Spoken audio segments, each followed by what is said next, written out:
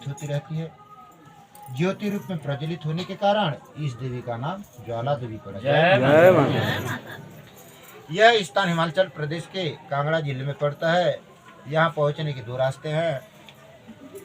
पहला रास्ता पठानकोट से कांगड़ा होते हुए ज्वालामुखी पहुँचते हैं। दूसरा रास्ता होशियारपुर से पंजाब राज्य डेरा नामक स्थान होते हुए वैसे ज्वालाजी पहुँचती है।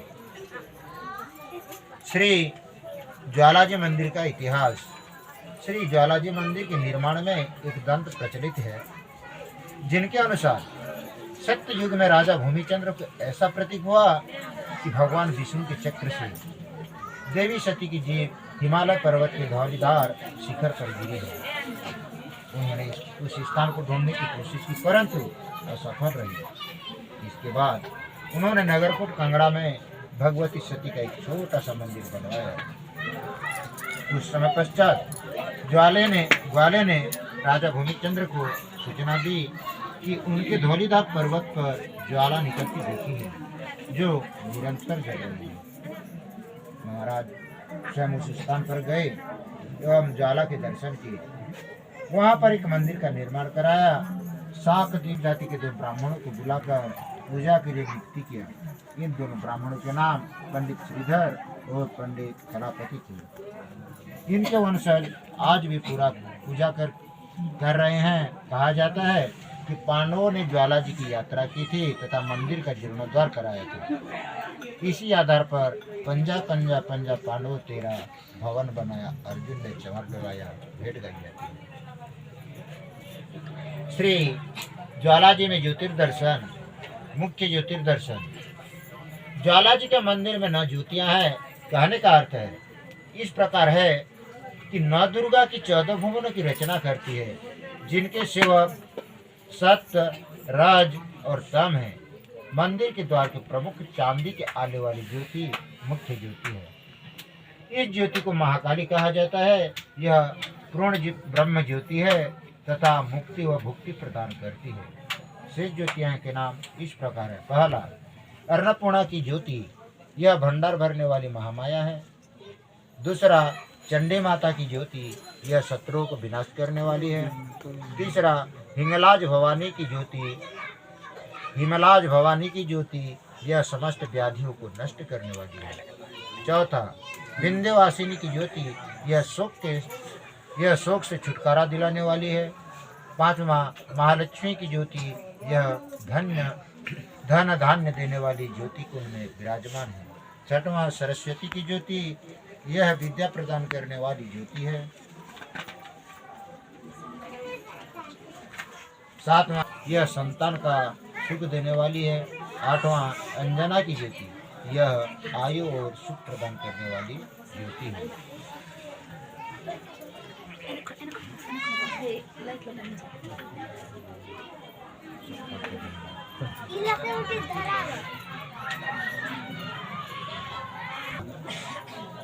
मुगल शहंशाह अकबर के शासनकाल की एक सच्ची घटना है।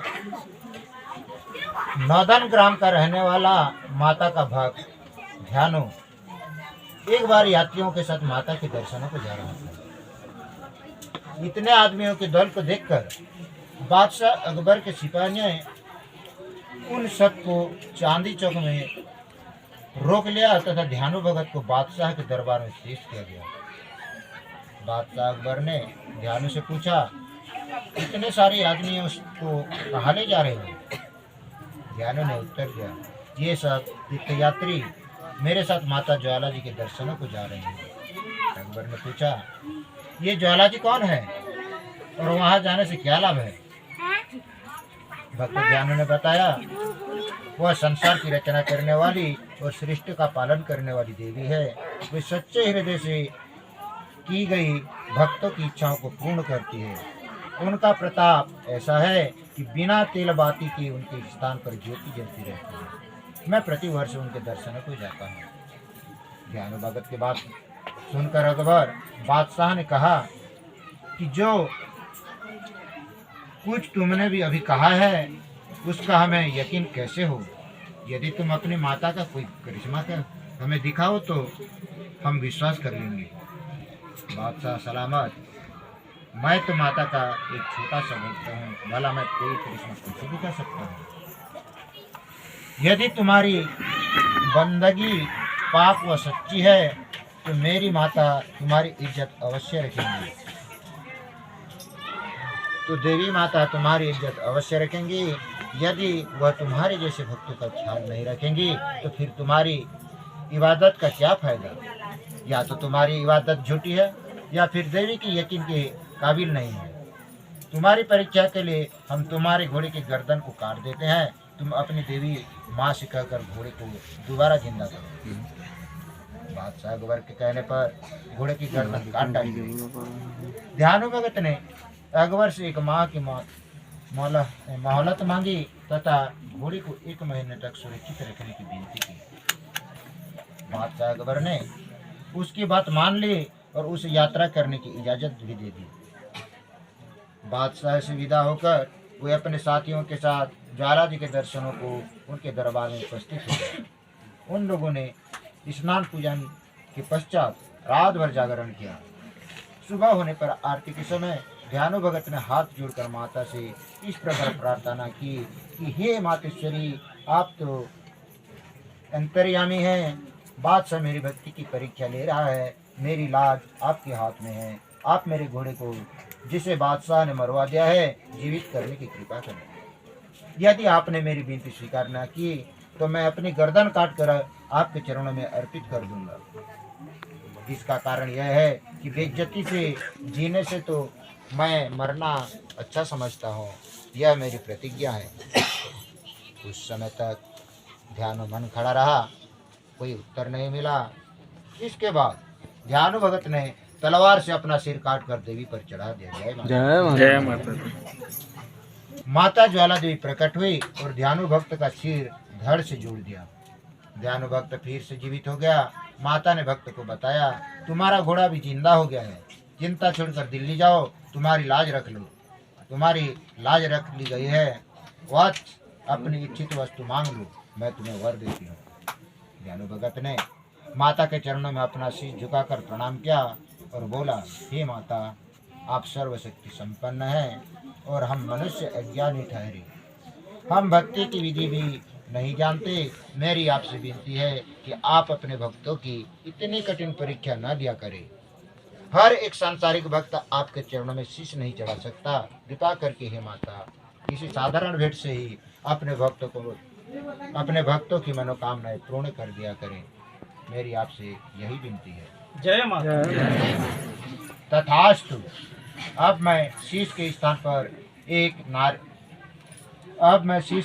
पर नारियल की भेंट व सच्चे हृदय से की गई प्रार्थना से ही मनोकामना पूर्ण करा करूंगी। इतना कहकर माता के दरबार में ध्यानु भगत की घटना घटी और उधर दिल्ली में मृत घोड़े का सिर व धड़ जुड़ गई तथा घोड़ा जीवित हो गया। यह देखकर बादशाह अकबर स्वयं और उसके दरबारी आश्चर्यचकित रह गए। अकबर बादशाह ने अपने कुछ सिपाहियों को ज्वाला जी भेजा।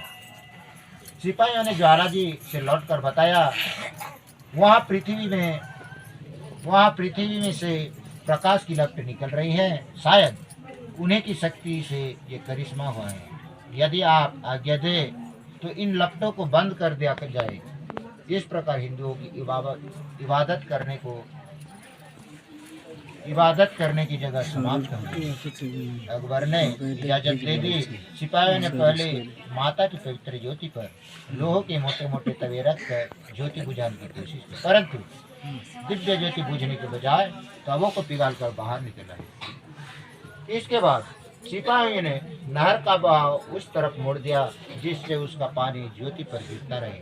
ज्योति फिर भी नहीं बुझी। वह पानी घी तेल की तरह जलने लगा। सिपाहियों ने दिल्ली पहुंचकर सब हाल कह सुनाया। यह समाचार पाकर बादशाह अकबर ने दरबार से विद्वान ब्राह्मणों से विचार विमर्श किया। ब्राह्मणों ने कहा, आप स्वयं जाकर देवी के चमत्कार को देखें तथा नियमानुसार भेंट चढ़ाकर माता को प्रसन्न करें। अकबर ब्राह्मणों की बात मान लिया। अकबर ने 1.25 मन सोने का छत्र तैयार कराया। अकबर स्वयं अपने कंधों पर छत्र को रखकर नंगे पांव ज्वाला जी गया। उसके दिव्य ज्योति के दर्शन के मस्तक झुकाकर अपनी गलती के लिए माफी मांगी। अकबर ने सोने के छत्र को कंधे में उतारकर चढ़ाने की कोशिश की, परंतु देवी ने उसे स्वीकार नहीं किया। छत्र सोने का न होकर किसी विचित्र धातु का बन गया। माँ ने चमत्कार दिखाया। अभिमानी बादशाह की भेंट माता ने स्वीकार नहीं की। इस चमत्कार को देखकर बादशाह अकबर ने अनेक प्रकार से माता